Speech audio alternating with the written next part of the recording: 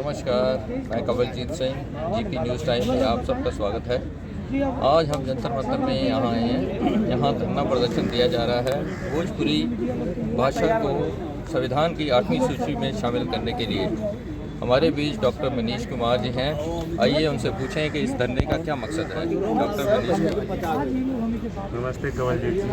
देखिए, इस धरने का मकसद ये है कि भोजपुरी को एकजुट करना, समाज को एकजुट करना, समाज सेवा करना, क्योंकि मैं समझता हूँ कि भोजपुरी समाज, भोजपुरी लोग दिल से समाज सेवा में दिल से लग जाते हैं। तो जब वैसे लोगों को आप एकजुट करेंगे तो ऑटोमेटिक समाज एकजुट होगा, सब शांति व्यवस्था रहेगा, मिलके सब लोग रहेंगे। यही मकसद है, सबके बीच में प्यार बांटने का मकसद है। और क्या मकसद हो सकता है। और दूसरी बात कि हम प्यार बांटेंगे और ज़रा अच्छे से प्यार बांटेंगे, क्योंकि हमें मान्यता मिल जाएगी। जब मान्यता मिल जाएगी, हमारे मोदी जी भी लगे हुए हैं। मोदी चूँकि बनारस से ही मोदी जी है, वो भी पूर्वांचल से ही मोदी जी हैं हमारे। तो मोदी जी से हम लोग आग्रह कर रहे हैं, और हम लोग जाएंगे, मिलेंगे, मोदी जी से मिलेंगे, हम लोग आग्रह करेंगे। और निश्चित रूप से मोदी जी सब काम, देश में जितने भी बड़े बड़े काम कर रहे हैं मोदी जी ही कर रहे हैं, और ये भी काम मोदी जी ही करेंगे कि भोजपुरी की 8वीं अनुसूची में जो मान्यता करके गए, मुझे पूर्ण विश्वास है कि मोदी जी के हाथों से ये संपन्न होगा।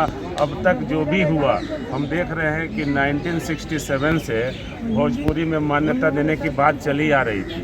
कितनी पार्टी आई, कितनी ये आई कि अब मान्यता देंगे, अब देंगे, ये देंगे, कितने धरने प्रदर्शन हुए। तो ये शुभ कर्म मोदी जी के हाथों लिखा हुआ है होने का, मेरा विश्वास है। सर, जैसा कि मैंने सुना है, जानता हूँ कि ये अभियान काफ़ी पुराना चला आ रहा है और मोदी जी भी अपने सेकंड टर्म में इस वक्त चल रहे हैं, तो अभी तक इसको एक लागू करने में इतनी देरी कैसे हो रही है? देखिए, हमारे जो भी हम लोग पूर्वांचल समाज से जो भी नेता लोग आते हैं यहाँ पर, इनको थोड़ा स्ट्रांगली ये वचन रहना चाहिए। जैसे अभी हम बात कर रहे थे कि भोजपुरी फिल्मों का कारोबार 30,000 करोड़ का है। तो भोजपुरी फिल्मों का कारोबार 30,000 करोड़ का है। हम भोजपुरी सिने जगत से भी बहुत सारे लोग लोकसभा में चुन के आए हुए हैं। तो मोदी जी देश देखना है, विदेश देखना है, मोदी जी का लंबा दायरा है। मोदी जी तो ये बातें बोलनी पड़ती है। अब देखिए, देश में पहले 1 साल से 5 साल तो उनको लग गया व्यवस्था ठीक करने में, सारी व्यवस्था उलट फेर करके रखी हुई थी, वो व्यवस्था ठीक करते करते लग गया। अब नया संसद भवन बना, ये बना, सब कुछ हुआ। तो वो बार बार इसमें बीच में हमें भी याद दिलाना पड़ता है ना। जैसे एक कहावत है ना कि भोजपुरी में कि जल ले माँ दूध ना पियाई, बेचा के जल ले बच्चा रोई ना तल्ले मायो ना दूध पियाओले। तो वही वाला हाल है कि जब तक रिमाइंड करना पड़ता है। बहुत सारे काम हैं और बहुत लोगों को, मोदी जी को, सब भाषी लोगों को, सब स्टेट के लोगों को, यहाँ तक कि विदेश के लोगों को भी मोदी जी से एक्सपेक्टेशन है। अगर हर छोटी छोटी चीज़ें हम चाहें कि मोदी जी ही हमें करेंगे और करके देंगे, तो हमारे जो चुने हुए प्रतिनिधि हैं उनका दायित्व तो बनता है कि अपनी बातें रखें स्ट्रांगली और उसको करवाएं। धन्यवाद सर। धन्यवाद। हमारे बीच गौतम सिंह बिहारी जी भी हैं, वो अपने विचार रखेंगे इस बारे में, भोजपुरी लैंग्वेज को संविधान की 8वीं सूची में जोड़ने के लिए। श्री गौतम सिंह जी। भारतीय भोजपुरी भाषा हमारे भारत में 20 से 25 करोड़ लोगों की जनसंख्या है। सरकार पिछले 73-74 वर्षों से 14 भाषा मान्यता, जब हमारा संविधान लागू हुआ था 1950 में, उस समय 14 भाषाओं को मान्यता दिया गया था। धीरे धीरे करके 8 भाषाएं और जुड़ी, जिसमें हम भी मिथिला से आते हैं। मिथिला भाषा भी उसी में 2004 में ज्वाइंट हुआ। आज 22 भाषाओं की मान्यता हुई और अब तक भोजपुरी भाषा जो 25 करोड़ लोगों की भाषा है, अब तक मान्यता नहीं मिली है। सरकार बार बार कमिटमेंट करता है कि मैं इस बार कर दूंगा। मोदी जी भी 2013 में इस चीज़ का कमिटमेंट किया था पूरे भारत की जनता से। योगी जी भी मुख्यमंत्री बनने से पहले वादा किया था कि मैं मुख्यमंत्री बनूंगा तो इस बात को संसद तक ले जाऊंगा। शायद उन्होंने संसद में इस बात को रखा भी, लेकिन उसको आगे प्रोसेस में वो नहीं लागू कर पा रहे हैं। और भी लोग, मनोज तिवारी हैं, उसके बाद खेसारी लाल है, और भी कई सांसद हैं जो भोजपुरी भाषा से बिलोंग करते हैं, और उन्होंने अपने वोट बैंक के कारण जनता के बीच, चाहे जैसे भी हो, भारतीय भोजपुरी भाषा को 8वीं अनुसूची, संविधान की 8वीं अनुसूची में शामिल करने के लिए हर बार कुछ न कुछ जनता को बरगलाने के लिए बोलते हैं कि हम इस बार करवाएंगे, इस बार करवाएंगे। लेकिन पिछले 73-74 वर्षों से सुनते आ रहे हैं, भिखारी ठाकुर के ज़माने से हमारे हमारे मतलब जिस जगह से हम समस्तीपुर से आते हैं वहीं से कर्पूरी ठाकुर नॉन भोजपुरिकल आदमी थे। आज मैं भी नॉन भोजपुरिकल हूँ, लेकिन भारतीय भोजपुरी भाषा को 8वीं अनुसूची में शामिल करने के लिए अपने तरफ से पूरी कोशिश और भारतीय भोजपुरी जनजागरण अभियान के राष्ट्रीय अध्यक्ष संतोष पटेल जी का भारत में 25 करोड़ लोग भोजपुरी भाषी बा। देश में 27 गो देश में हमने के भोजपुरी बोलत सन। भोजपुरी सिनेमा के कारोबार बा 30,000 करोड़ के कारोबार बा भोजपुरी सिनेमा के। तो देखी 8वीं अनुसूची में मान्यता मिलने से का हुई, ये फायदा हुई कि जो भी जैसे भोजपुरी सिनेमा के ही मान ली, जैसे कोई भी आदमी आवता भोजपुरी सिने जगत से बहुत लोग आवता, भोजपुरी भाषी बहुत लोग आवता लोग चल जाता लोग, कम से कम भोजपुरी के मान्यता मिले के चाहिए। इतना लोग 27 देश में बोलल जाता। सूरीनाम में हमनी के भोजपुरी बोलल जाला, सूरीनाम मॉरिशस में मान्यता बा, भोजपुरी के ही मान्यता बा। तो कहे का मतलब नेपाल तो बढ़ले बा, नेपाल में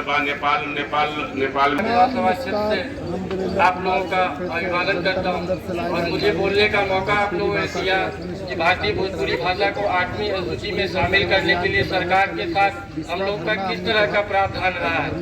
अब तक का सफर आज हम लोग 20वां धरना प्रदर्शन संतोष पटेल जी के अध्यक्षता में, उनके राष्ट्रीय अध्यक्षता के बीच में हम लोग कर रहे हैं।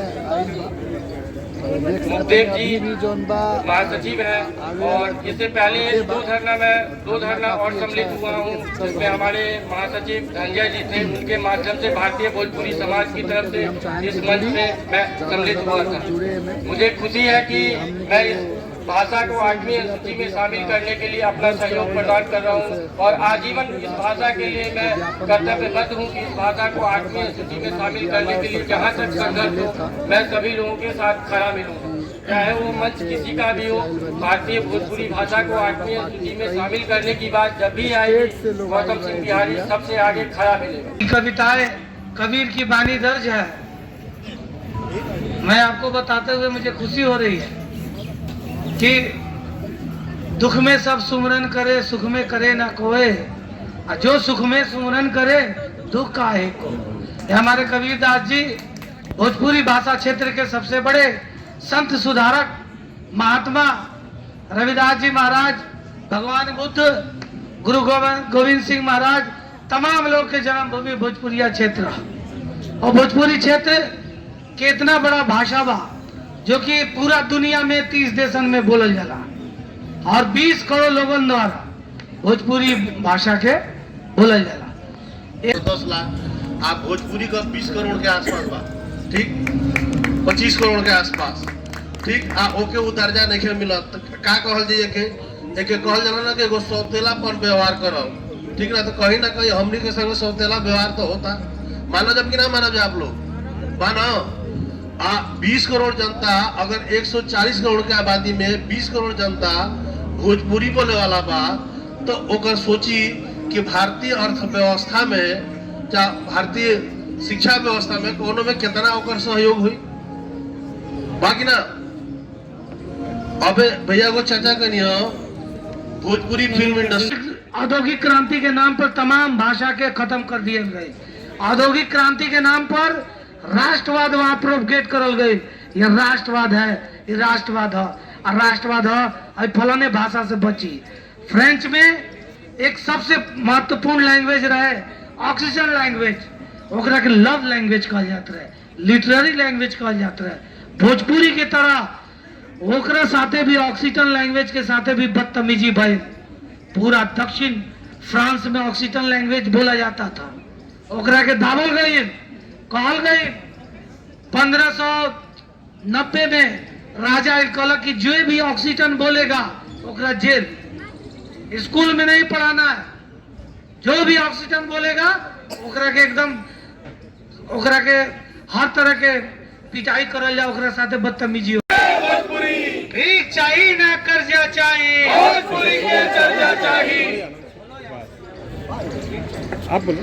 भीख चाहिए ना कर्जा चाहिए, भोजपुरी के दर्जा चाहिए। भीख चाहिए ना कर्जा चाहिए, भोजपुरी के दर्जा चाहिए। जय भोजपुरी, जय भोजपुरी, जय भोजपुरी, जय भोजपुरी।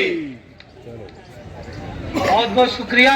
कोई ना हक हिस्सा बाटी, भोजपुरी आबादी। कोई माटी भोजपुरी भाषा जिंदाबाद जिंदाबाद जिंदाबाद भोजपुरी भाषा जिंदाबाद जिंदाबाद जिंदाबाद बोलिए जय भोजपुरी जय भोजपुरी जय भोजपुरी जय भोजपुरी जय भोजपुरी जय भोजपुरिया जय भोजपुरी जय भोजपुरिया जय भोजपुरी जय भोजपुरिया